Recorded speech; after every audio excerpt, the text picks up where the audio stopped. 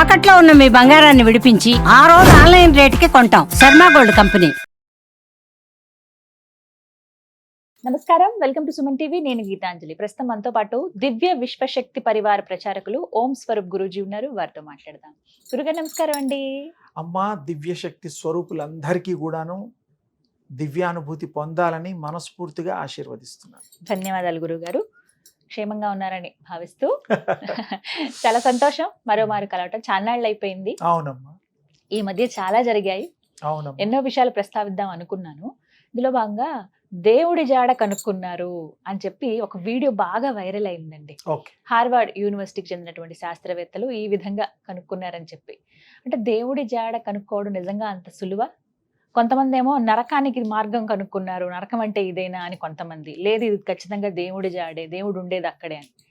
అంటే దేవుడు సర్వాంతర్యామి కదా, ఆయన అక్కడే ఉంటారు అని చెప్పి ఎలా చెప్పగలిగారు? అసలు ఏమిటి, మీకేమనిపించింది వార్త విన్న తర్వాత? మీరు చెప్పిన దానికి ఇమీడియట్గా నాకు స్ఫురించింది ఏమిటంటే, కొన్ని కోట్ల సంవత్సరాల నుండి మనం సనాతన ధర్మం, హిందూ ధర్మం, ఋషులు, మహిమాన్వితులు, భగత్ స్వరూపులు, రాముడు, కృష్ణుడు ఇలాంటి వాళ్ళని దేవుళ్ళు అంటాం కదా. అమ్మవార్లు, దుర్గమ్మవారు, వైష్ణవి మాత, లక్ష్మీ అమ్మవారు, ఇలా ఇవన్నీ కూడాను ఆ యొక్క దివ్య శక్తి ప్రతిరూపాలు. ఆ రూపాలు లేనిదే దివ్యత్వం ఉంది, అంతటా వ్యాపించింది, సర్వవ్యాపి. చక్క మాట మాట్లాడారు ఒకటి, సర్వవ్యాప్తి. ఇప్పుడు మనం చూసే ఈ ప్రపంచం, ఈ లోకము అనేటువంటిది కాకుండా లెక్కకు మించినది, లెక్క పెట్టలేనన్ని గోళాలున్నాయి, ఖగోళాలున్నాయి, ప్రపంచాలున్నాయి, విశ్వాలున్నాయి. ఇది ఇంత అనేటువంటిది ఫిక్సేషను ఏ శక్తి కలిగిన వాడు చేయలేదు ఇప్పటివరకు. దేవుళ్ళు కూడాను కొన్ని చూపించారు. అవును కదా. కృష్ణుడు 15 లోకాలు చూపించాడు యశోదమ్మకి. తర్వాత కొంతమంది మంత్రశాస్త్రంలో మరి వారు బీజాక్ష శబ్ద బ్రహ్మ ఉపాసన చేసి, గాయత్రి మంత్ర ఉపాసకులు కొంతమంది విన్నవించింది, వివరించింది కూడాను 24 అక్షరాలు, 24 లోకాలు, అది కూడా వారు చెప్పడం జరిగింది.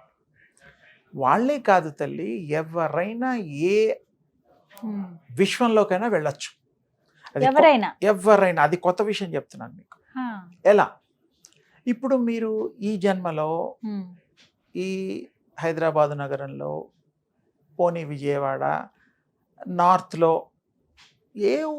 ఢిల్లీ, కలకటా, బాంబే, ఎక్కడైనా సరే ఉన్నవాళ్ళు వాళ్ళకి ఇష్టంతో ఇంకో ప్రదేశం చూడడానికి వెళ్తారు. సహజం. వెళ్తాం, ఓ 4 రోజులు ఉంటారు, వచ్చేస్తారు. అదే మాదిరిగా ఈ యోగ తపస్సు చేసుకున్న వాళ్ళు, యోగంలో ఒక స్థితి సాధించిన వాళ్ళు, వాళ్ళు వలయాలు అంటారు, తర్వాత ప్రపంచాలు అంటారు, లోకాలు అంటారు. ఇంగ్లీష్లో ఈ మధ్య ఎక్కువగా డైమెన్షన్స్ అని వాడుతున్నారు. పోనీ ఏది వాడినా కూడా ఇప్పుడు మనం ఉన్నది 3rd డైమెన్షన్లో. ఇప్పుడు మీరు, నేను అందరం ఉన్నది. ఇప్పుడు 4th and 5th Germany's, Americans ప్రయత్నం చేస్తున్నారు అది ఎలా ఉంటుంది ఆ డైమెన్షన్ అని. అసలు ఎవరు ఇప్పుడు వీళ్ళంతా 5000 సంవత్సరాలు కూడా నిండిన వాళ్ళు కాదు, ఈ సోకాల్డ్ కంట్రీస్.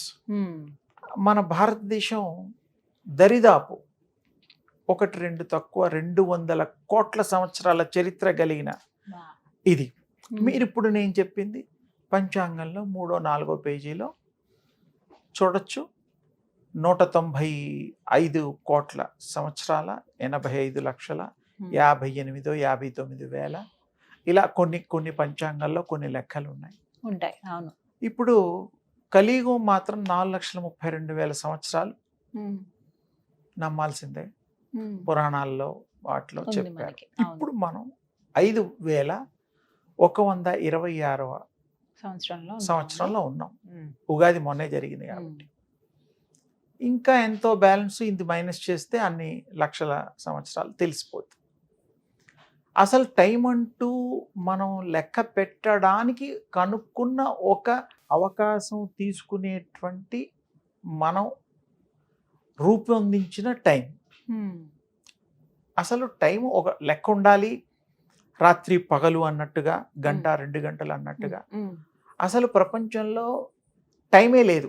ఇంకో విషయం, there is no time at all. అదేంటి గురువుగారు? మనం ఏదో పెట్టుకుంటాం టైం 12 అయితే 24 గంటలకు ఓ రోజు అంటే సూర్యాస్తమయం అంతే. సూర్యోదయం ఇంకోటి గ్లోబ్ ఇలా తిరిగితే రాత్రి పగలు. మనకు తెలిసిన నాలెడ్జ్లో అవును విశ్వాంతరాలలో కూడా ఎప్పుడు వెళ్తూనే ఉంటుంది, వెలుగుతూనే ఉంటుంది. చీకటి ఉండదు అక్కడ. చీకటి కొన్ని లోకాల్లో ఉండదు. అంతెందుకు ఈ ప్రపంచంలోనే మానస సరోవరు నేను వెళ్ళొచ్చాను 85, 86 ఆ టైంలో. అక్కడ చైనాలో అంటే మన ఇండియా బార్డర్ దాటాక టిబెట్టే అనుకోండి, అక్కడ మీరు పెద్ద పెద్ద సూర్యుడిని పెద్ద పెద్ద చంద్రుడిని ఒకేసారి 24 గంటలు చూడొచ్చు. అది పోయి ఇది రావడం లాంటిది ఇప్పుడు మనకు. అక్కడ రెండు పక్కపక్కన చూడొచ్చు. ఎంత పెద్ద సైజు అంటే ఊహించలేనంత పెద్ద సైజు, చుక్కలు ఇంత ఉంటాయి.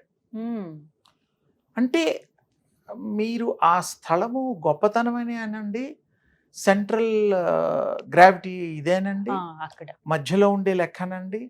అంటే ఏమిటి, డిస్టెన్స్ని బట్టి ఆ స్థలాలకి దగ్గరగా ఉండేటువంటి ఆ షేప్స్ని మనం చూస్తున్నాం. అయితే ఇక్కడ మీకు దివ్య శక్తి కలిగింది ప్రతి చోట, మ్యాటర్ ఆర్ ఎనర్జీ ఏదో ఒక షేప్లో ఉండాల్సిందే, తప్పదు. అయితే ఇప్పుడు దేవుడు జాడ అనేటువంటి విషయానికి గనక వస్తే, అంతటా వ్యాపించే వాడికి అడ్రస్ అంటూ ఒక విడిగా అంటూ లేదు తల్లి. మా పూర్వీకులు, మునులు, మరి జ్ఞానులు, దైవ సంపన్నులు చెప్పింది అంతటా తానే నేనే ఉన్నానని విష్ణుమూర్తి చెప్పాడు, అమ్మవారు చెప్పారు. ఒక చోట ఉన్నానని చెప్పలా. రూపం తీసుకున్న తర్వాత ఆ రూపంలో వారు సంచరించినట్టుగా కూడా ఉంది. కానీ సర్వవ్యాప్తి శక్తిమయం, శక్తి లేని చోట్లేదు. అంటే దేవుడు అనే పదం అంటూ కాదు, దేవుడు అంటే పవర్, శక్తి, దివ్య శక్తి అంతటా వ్యాపించి ఉంటుంది. లెక్కకు మించిన లోకాలు ఉన్నాయని ఇందాకే చెప్పాను, విశ్వాలు ఉన్నాయని చెప్పాను. అందుకని అడ్రస్ అంటూ ఒక చోట అది ఎంతవరకు సమంజసము అంటే నా దృష్టిలో అంత సమంజసం కాదు. ఇది సమంజసం, సర్వవ్యాప్తి సమంజసం అనేటువంటిది. భగవంతుడు కూడా సర్వవ్యాపకుడే. అందులోంచి వచ్చిన వాళ్ళే మీరు ఒక అణువు. మీరెవరో గారు, మీరు కూడా భగవంతు స్వరూపులే. మీ ఈ అవతారం, మానవ అవతారం ఎంత గొప్పదంటే దేవుళ్ళు కూడా మానవ అవతారంలోనే వస్తున్నారు, నచ్చి మరి ఉన్నారు. అంటే మరి ఇక్కడ మానవులు ఎంత గొప్పవాళ్ళు. మానవులు కూడా భగవంతుడు ఇష్టపడి ఆ మానవ అవతారంలో వచ్చారంటే మానవ అవతారానికి ఒక ప్రత్యేకత ఉన్నది అని ఒప్పుకోవాలి. భగవంతు స్వరూపాలు కూడా మానవ అవతారికలు. అందుకని మానవుడు కూడా భగవంతుడే. దానికి ఇంకా డీటెయిల్గా కూడా చెప్పచ్చు. అందుకని మానవుడు మహనీయుడు, మహిమాత్ముడు, మరి ఆయన సర్వజ్ఞుడు. అది పద్ధతి ప్రకారం తెలుసుకుంటే మీలో శక్తి మీరు అద్దంలో చూసుకున్నంత స్పష్టంగా చూసుకోగలుగుతారు, చూడొచ్చు.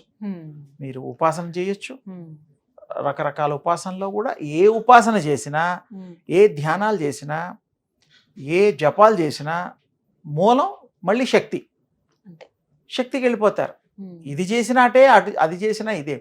ఆ శక్తి మీలో ఉందని నేను ఇంకా తేలిగ్గా చెప్తున్నాను. ఇంకా మీరు సూర్యోపాసన కనుక చేస్తే చాలా తేలిగ్గా రోజు 10-20 సెకండ్ల కంటే ఎక్కువ అక్కర్లా, ఒకసారి చేస్తే చాలు. ఆ దివ్య మంగళ స్వరూపం, ఆ ప్రకాశం మీ హృదయంలో ఉండిపోతుంది. మీరు ఎప్పుడు పడితే అప్పుడు చూడగలుగుతారు. అంతే. ప్రాక్టీస్ చేయండి, మంత్రంతో కలిసి చేయండి, మంత్రం లేకుండా మీ ఇష్టమే. అందుకని దేవుడికి అడ్రస్ అంతటా తానే ఉన్నవాడికి అడ్రస్ అదే, ఇంకో అడ్రస్ కాదు. సింపుల్ గా. అమ్మా శుభం తల్లి.